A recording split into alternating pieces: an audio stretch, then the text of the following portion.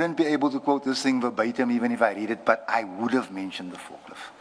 And again, this is why I sit with a case number now. And you accept that there's no reference to forklift in this one? None. There's no reference to PKTT? I went through this thing last night, Okay. scratching my head the whole time. I'm not going to say that she's wrong or that she's lying, but I don't remember that. Okay, so it just insofar as the case numbers are concerned? Is that what you're saying? Yes, ma'am. Okay. You probably would have put in the case numbers. Can I ask for permission that if Commissioner Kamalo, see, I want to blame you now, Commissioner No, don't Madlanga, worry. Many others have made the same mistake. if indeed Commissioner Madlanga releases me today, that I be given an allowance to make a supplementary, because I'm going to go sit and think about all of this. It's going to be very hard for me to just yes, no. It's 20 odd months ago. Will I be allowed that? Let's see how things go. I can't make a decision about that. Thank you, Commissioner. You see, if you go to, just briefly, you don't even have to go to it, the docket for the Cape Town, the front cover, the case number is 1653.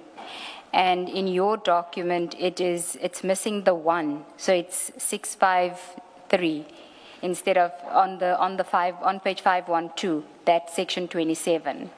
So I would imagine that you would have gotten your case numbers right, but I also would imagine because you were under the impression that your Cape Town case dockets had been intercepted, you would rather refer to the most recent cases that you had lodged, which would be the Orlando and Valeria. I accept that I missed the 1 in the front, but the Cape Town case numbers to me were more pressing, because in my head, those had disappeared. So if you understand what I'm saying, Advocate, for me that was the more pressing issue. Okay. So then can we go back to her table and we'll see how far we can get. She says at item 2 that Major General Madondo failing a polygraph test while seeking security clearance was specifically mentioned, whereas in the one that's displayed here, 512 to 516, although vetting is mentioned, it is in a different context and no mention is made of a polygraph test. Now, do you recall if you would have said that Major General Madondo failed the polygraph test in your section 27? I know that I verbally said that to the investigator on the day we met at the hotel. I'm going to struggle now because I know I mentioned vetting in here. But you don't recall the polygraph? I must be honest. I want to say yes, but I must be honest, I can't recall. Okay, and then 3, she says allegations of procurement irregularity within crime intelligence regarding the procurement of a forklift. And she was adamant that the word forklift was in that affidavit. Yes. Are you also I'm leaning adamant? towards her. Okay. I don't want to say I'm leaning towards her, but I'm leaning towards her. So you say you pretty certain that you would have said forklift? Ma'am, I would bet the last cent in my pocket that I said forklift. I said forklift. And also because those were the documents that you had. The forklift was Yes. documents that you were given to ma'am. you. Okay. And then at number 4, she says multiple allegations of alleged criminal conduct by the political killings task team, such as the procurement of vehicles, excessive budget for laundry using the Secret Service account. Do you recall that? Ma'am, this is even clearer to me than I used to. Because even at Parliament, and you can go check the recordings, I was gunning them about the R500,000 a year laundry bill for the PKTT, that they're spending 10,000 Rand a night per officer at 5-star hotels. I was at war with the portfolio over that. It would have been in my section 27. I mean, if nothing else, Commissioners, that if I'd given you a one-pager, that would have been in there. Okay. And then 5, vehicles that were procured for the PKTT being used by the former Minister of Police, Mr. Cele, for his personal use. That I know I spoke about. I don't want to lie, sit here and tell you I did it. I know I mentioned it. I did not have evidence at the time. So just please just allow me to be a little bit ambivalent about that one. Okay. Then the last one, number 6, purchasing of hotels or lodges and or properties using the Secret Service account. Can I just take a minute, just a second?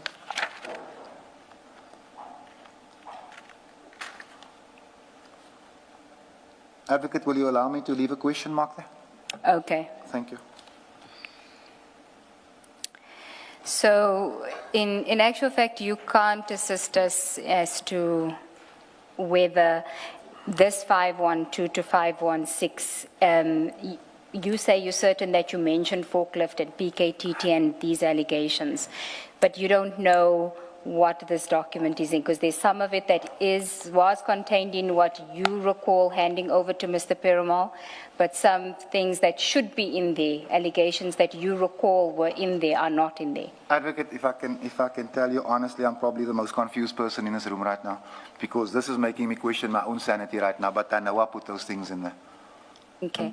And what compounds it is that you confirm the signatures on the pages? Yes, I can't speak for Councillor Solomon's. I can't speak for, but these appear to be my signatures. Okay. So, Can I just check, Mr. Adams? You say you don't recall. What could you have been saying about the PKTT in your affidavit? That must be clear. You must be clear about that. I can tell you what I said about the PKTT. Yes. And I'm not going to mention the officer's name because I believe cases are being withdrawn today. But there was one gentleman who was a driver, who was promoted from a driver, which I believe to be a sergeant, to a lieutenant colonel. He skipped various ranks. And that, I know I mentioned that. I asked to look into that. I asked. You see, yesterday you said that among other people that you discussed with is Professor Ms. Dihas and Ms. Mashale. There had been discussions about the stuff that eventually forms part of your complaints. And I think it's a valid question. If you say you're not sure about what you said in that affidavit, or whether what Ms. Ramsamy has summarized, whether that is what you said, you surely must be able to say, here's my complaint that I had at the time about the PKTT. That I would expect you to remember. The same with the buildings, where she says your complaint include the Secret Service fund being used to get buildings. I would expect you to remember clearly and say, I could never have said that, because the first time I heard about it was long after I had filed my affidavit. So I'm struggling with that you don't remember things as specific as that. And to remember, I'm not saying to you, you did put it in the affidavit. I'm even allowing for you saying, I could never have said that. I could not have spoken about the laundry expenditure in their budget, because it's not material that was within my knowledge in November. So,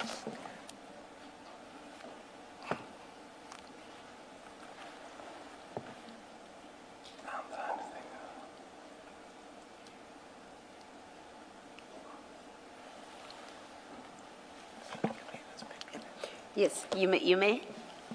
oh, I thought. I've raised two things with you. The one is the buildings, the properties being bought, and the other is about the PKTT expenditure. And if you have already dealt with the PKTT laundry expenditure, I'm happy to leave it, and you've given an answer.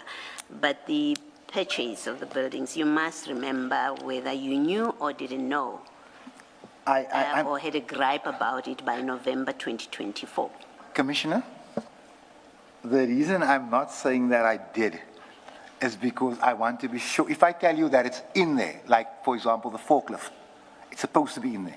But with the buildings, I know I had a hell of a fight about the buildings, but I'm not sure if and let me tell you, Commissioner, I'm again leaning towards Ms. Ransami, but I can't nail it and say yes. But I am strongly leaning towards what she's saying here.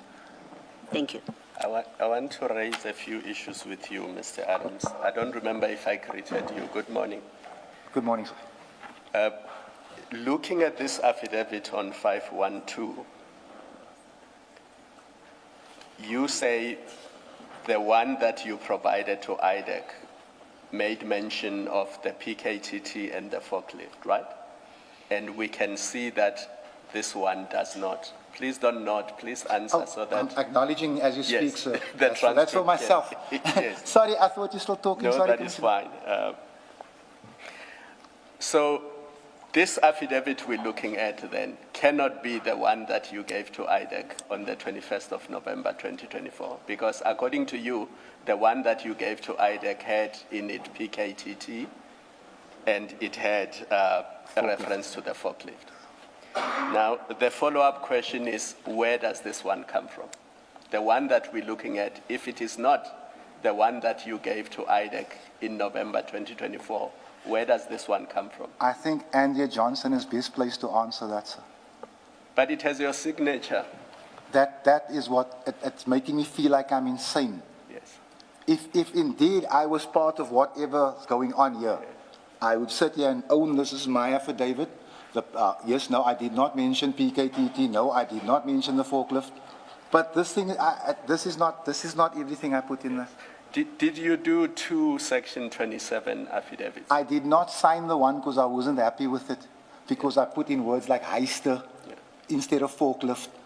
This is not what, Chairperson, I hope you understand why I went to Wellington Police. Because I was in Wellington on the day this madness was happening, when I saw these things and I said, no man, none of this, I'm going to lay a charge. Now, in October last year, this is important. In October last year, the people at IDEC, according to the emails that we have seen, were looking for a Section 27 affidavit, and they could not find it. But when this commission sought documents from IDEC, this is the document that was given to the commission. And it raises serious questions about IDEC and you, Mr. Adams.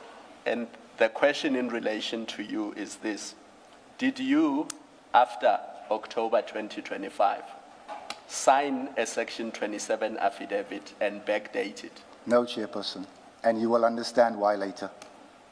You will understand why later. Yeah. Now, can you come up with a sensible explanation why we have before us an affidavit that you say is not the affidavit you signed in November 2024? Chairperson, someone has altered this thing. I don't know why. I don't know how. Someone has taken out information that I wanted in here. Information that I'm passionate about. Information that landed me in Pietermaritzburg prison. I can't answer that, Chairperson.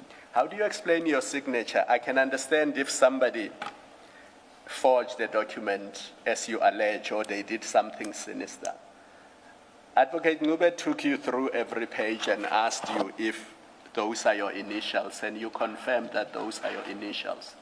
Now, if this is not the document that you signed on the 21st of November, 2024, where do those initials and the signature on the last page come from? Commissioner Kumalo, I humbly submit to this commission that the IDAC must come and explain this. No, they cannot explain your signature. All I want is you to explain your signature. They can explain other things.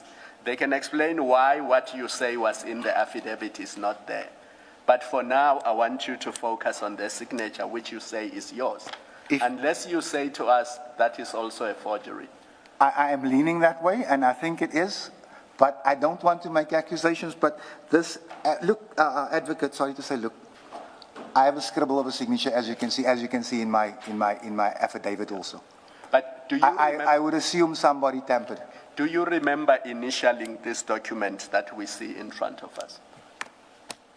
Advocate, if I was not aware of the fact that I included words like forklift, PKTT, in my document, you could probably tell me this is my document and I would agree with you if I was just flipping through it. Forget about the content. Do you remember initialing this 6-page document? I think it's 5. Do you remember initialing this 5-page document and signing the last page? Not the one before me, Advocate. Not the one before Not the us. one before me. Not the one before me. There's been alterations made to this document. This is not the one that I submitted.